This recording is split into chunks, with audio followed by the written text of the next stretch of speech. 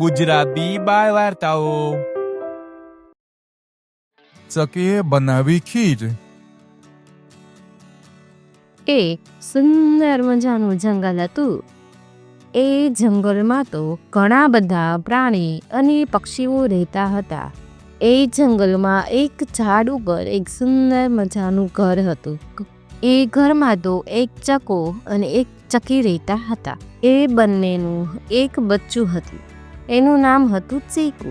ચીકુ તો સ્કૂલમાં ભણવા માટે ગયો. પછી ચકો અને ચકી જંગલમાં કંઈક ખાવા માટે ગોતવા નીકળ્યા. થોડી વાર પછી ચકી લાવી ચોખાનો દાણો અને ચકો લાવ્યો ખાંડનો દાણો. ચકીરાણી, હવે ખીર બનાવો. મને તો આજે ખીર ખાવાની બહુ જ ઈચ્છા થઈ છે. હા, પણ આપણા ચીકુને પણ ખીર બહુ જ ભાવે છે. આપણે એના વગર નહીં ખાઈએ. અરે ચકીરાણી, ચીકુ માટે થોડી ખીર બનાવીને રાખી દીજો. ઠીક છે ચકારારા, હું ખીર બનાવવા મૂકું છું. તમે બેસો અહીંયા આરામથી. ચકી તો રસોડામાં ગઈ. ચકીએ તો ચૂલા ઉપર તપેલી મૂકી. એમાં નાખ્યું પાણી, ચોખા અને ખાંડના દાણા નાખી ખીર રાંધવા મૂકી. ત્યાં તો ચકીને યાદ આવ્યું. અરે, મારે તો પાણી ભરવા જવાનું છે. એટલે તે તો પાણી ભરવા જાય છે અને ચકાને કહેતી ગઈ, જરા ખીરનું ધ્યાન રાખજો, દાજી ના જાય. હું પાણી ભરવા જાઉં છું. એ ઠીક છે ચકીરાણી. ચકી તો પાણી ભરવા માટે ગઈ. થોડી વારમાં તો ચકાભાઈને ખૂબ જ ભૂખ લાગી. તેથી તે તો વિચારવા લાગ્યા કે હવે ચકીરાણી જલ્દી આવે તો સારું. મને તો બહુ જ ભૂખ લાગી છે. પણ ચકાભાઈથી તો વધારે રાહ ના જોવાઈ. હવે થોડી ખીર ખાઈ લો. ચકીરાણીને થોડી ખીર ઓછી થશે તો પણ ખબર નહીં પડે. તે તો રસોડામાં જાય છે અને થોડી ખીર થાળીમાં લઈને ખાવા માંડે છે. અરે વાહ, શું મસ્ત ખીર બનાવી છે ચકીરાણીએ. હજુ થોડી ખાઈ લો. પરંતુ ચકાભાઈથી તો કહેવાયું નહીં. એ તો થોડી થોડી કરતા બધી જ ખીર ખાઈ ગયા અને તપેલીમાં બધી જ ખીર ખૂટી ગઈ.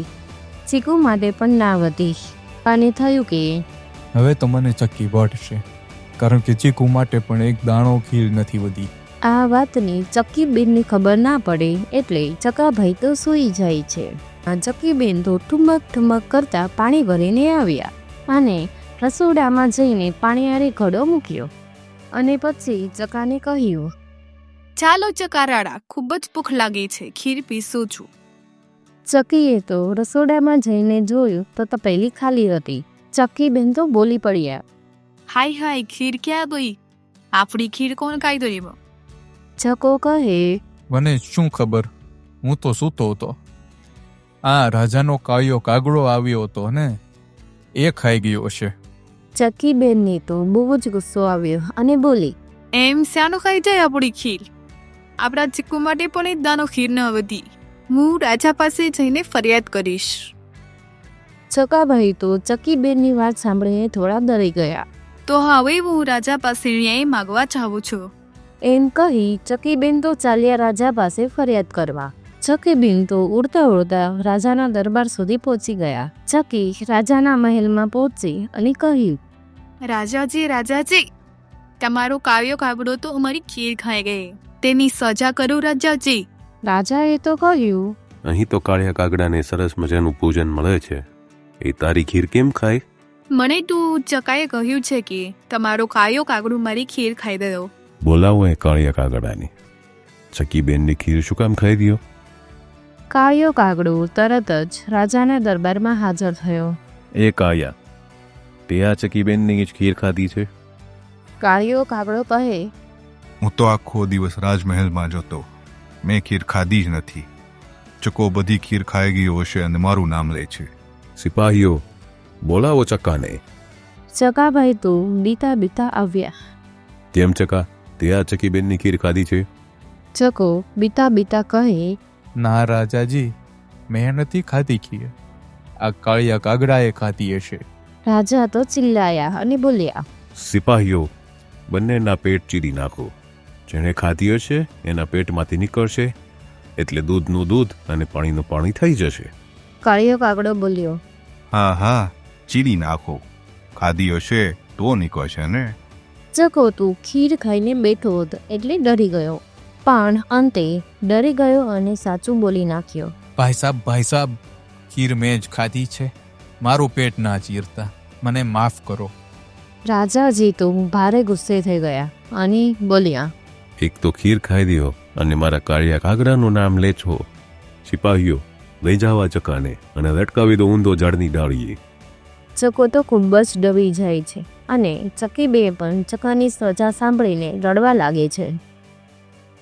સિપાહીઓ ચકાભાઈને દોરડે બાંધીને ઝાડ પાસે લઈ ગયા અને ઝાડની ડાળીએ ઊંધા લટકાવી દીધા અને જતા રહ્યા.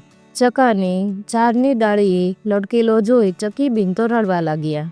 એની તો ચિંતા થઈ કે ચક્કરે ઝાડ પરથી કોણ ઉતારશે? ત્યારે ત્યાંથી એક ગાયોનો ગોવાળ પસાર થાય છે. તો ચકીબેન તો ગોવાળ પાસે જાય છે અને તેની કહે છે, ઓ ગાયોના ગોવાળભાઈ, ઓ ગાયોના ગોવાળભાઈ, મારા ચકાને ઝાડ પરથી ઉતારી આપો તો તમને ખીર પૂરી જમાડીશ. ગોવાળ કહે, ના રે, હું ના કરું મદદ. તારા ચકાને રાજાએ સજા આપી છે. રાજાએ સજા આપી છે તો સાચી જ હશે ને? એમ કહી ગોવાળ તો ત્યાંથી ચાલ્યો જાય છે. ચકીબેન તો કૂવા પાસે જઈને ફરી રડવા લાગ્યા. થોડી વારમાં તો બકરાના ગોવાળ ત્યાંથી પસાર થયા. તો ચકીબેન તો ગોવાળ પાસે જાય છે અને તેને કહે છે, ઓ બકરાના ગોવાળભાઈ, ઓ બકરાના ગોવાળભાઈ, મારા ચકાને ઝાડ પરથી ઉતારી આપો તો તમને ખીર પૂરી જમાડીશ. ના રે, હું ના કરું મદદ. તારા ચકાને રાજાએ સજા આપી છે. રાજાએ સજા આપી છે તો સાચી જ હશે ને? એમ કહી ગોવાળ તો ત્યાંથી ચાલ્યો જાય છે. ચકીબેન તો કૂવા પાસે જઈને ફરી રડવા લાગ્યા. આ બધું જ દૂર ઝાડ પાસે બેસેલું ઉંદર જોતું હતું. એ ઉંદરને તો ચકીબેન રડતા હતા આમને દયા પણ આવી અને બીજું એની ખીર પૂરી ખાવાની લાલચ પણ જાગી. એટલે ઉંદર ચકી પાસે આવી અને કહે, ચકીબેન, હું તમારા ચકાને છોડાવીશ, પણ તમારે મને ખીર પૂરી ખવડાવવી પડશે. આ સાંભળી મીપુ ચકીબેન શાંત થઈ ગયા અને કહે, હા હા, ચોક્કસ ખવડાવીશ ને. હા તો એક કામ કરો ચકીબેન, થોડાક પાંદડાઓ લાવીને નીચે નાખી દો એટલે ચકાભાઈને વાગે નહીં. ચકીબેને તો થોડાક પાન લાવીને નાખ્યા અને પછી ઉંદરે દોરી કાપી નાખી. આમ ઉંદરભાઈ ચકીબેનના ચકાને ઝાડ પરથી ઉતાર્યા. કી કહે, તમારો ખૂબ ખૂબ આભાર. આવતીકાલે અમારા ઘરે ખીર પૂરી ખાવા પધારજો. હું તમને કાલ બપોરે મારા ઘરે જમવાનું આમંત્રણ આપું છું, તો ચોક્કસ આવજો. સારું, હું તો કાલ બપોરે ચોક્કસ આવીશ, પણ હું મારી ઉંદરીને પણ જોડે લાવીશ. સારું ઉલ્લરભાઈ. એમ કહી ઉંદર તો પોતાના ઘરે ખુશ થતું ગયું અને ચકો અને ચકી પણ પોતાના ઘરે ગયા. દિવસે સવારે જ ચકીબેન તો રસોડામાં જઈ ખીર પૂરી બનાવવા માંડ્યા. ચકાભાઈ પણ ચકીબેનની મદદ કરવા લાગ્યા અને થોડી વારમાં સરસ મજાની રસોઈ તૈયાર કરી એ લોકો તો ઉંદરભાઈની રાહ જોવે છે. અને થોડીક વારમાં ઉંદરભાઈ તો ઉંદરી સાથે આવી ગયા. પછી ચકીબેન તો તેમની ડીશ તૈયાર કરે છે. આ જોઈને તો ચકાને વિચાર આવ્યો કે આ ઉંદર ને ઉંદરી 2 જણા આવ્યા છે, એ તો બધી ખીર પૂરી ખાઈ જશે તો હું શું ખાઈશ? ચકાના મનમાં તો ફરી લાલચ જાગી. તે તો ચૂપચાપ રસોડામાં જાય છે અને ઉંદર અને ઉંદરીને ભગાડવા માટે સોનાના પાટલાને ગરમ કરીને લાવે છે. તમે બંને આ સોનાના પાટલા પર બેસો. ઉંદરી જેવી પાટલા ઉપર બેઠી એ તો સીધી કૂદવા લાગી. ઓ માળી ખીરના ખાતે હું તો દાજી, ખીરના ખાતે હું તો દાજી, ઓ માળી ખીરના ખાતે હું તો દાજી. આ જોઈને ચકીબેનને તો ખૂબ ગુસ્સો આવ્યો અને કહ્યું, એ ચકા, ઉંદરભાઈ આપણા મહેમાન છે, તેમને ગરમ પાટલો કેમ આપ્યો બેસામત? માફી માંગતો ઉંદરી બેન પાસે.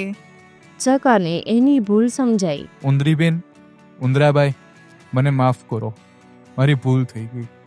હવે પછી હું આવું ક્યારેય નહીં કરું. વાંધો નહીં ચકાભાઈ, એવી ભૂલ તો થઈ જાય, હું તમને માફ કરું છું. અને પછી ત્રણેય તો ખાધું પીતું અને મોજ કરી. બાળ મિત્રો, ખોટું બોલવાથી મુશ્કેલી વધી જાય છે.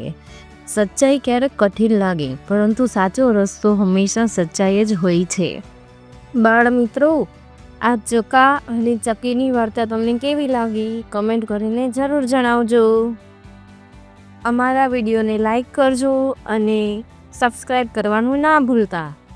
બાળ મિત્રો, લાઈક કરવાનું ના ભૂલતા, સબસ્ક્રાઇબ કરો આપણી ચેનલ ગુજરાતી બાળ વાર્તાને અને જુઓ સુંદર મજાની વાર્તાઓ.